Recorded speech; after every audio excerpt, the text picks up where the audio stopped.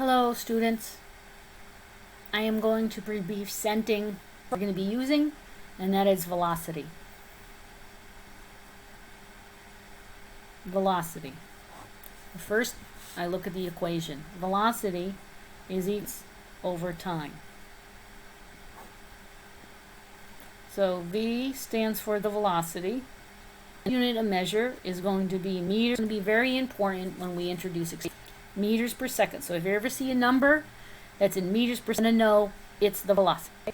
The d is equal to the distance, and that unit of measure is the t is representing time, and its unit of measure is second. So now let's look at this equation. V distance over time. So that's great if you're velocity. What if you're looking for distance? And this is where I'm going to start to do relation of the equation. So if I'm a d equals question mark, then I have to remember how to read. That's where a lot of the students get a little hesitant. So it's in the order of v equals d over t. I need d to be equal. That means I need d, if I look at the equation, all by itself.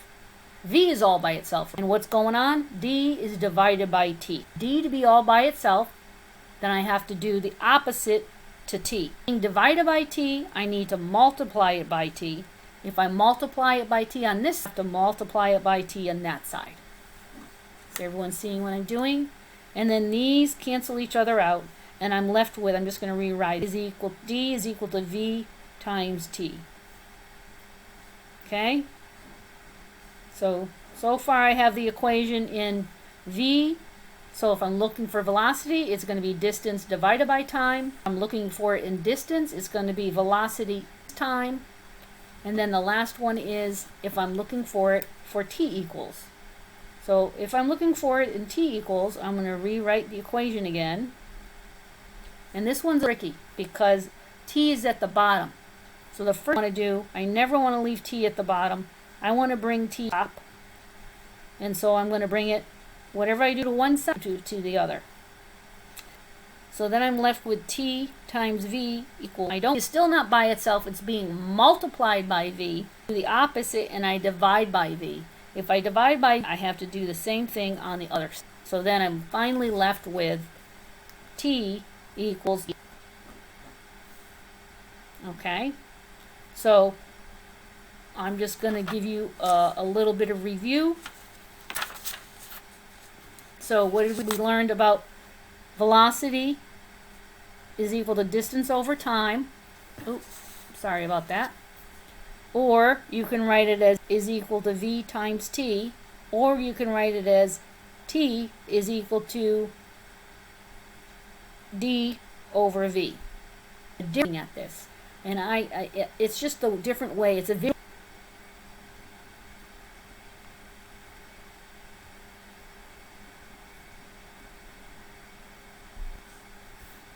So this is actually a visual circle and literally use.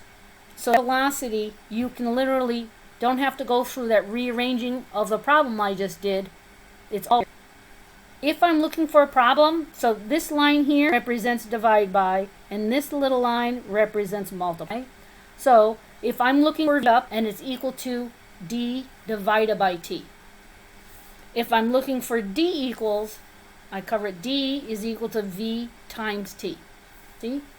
And then if I'm looking for solve for t, now it's very specific that you draw the diagram exactly like this. Did everyone see that? This definitely helps.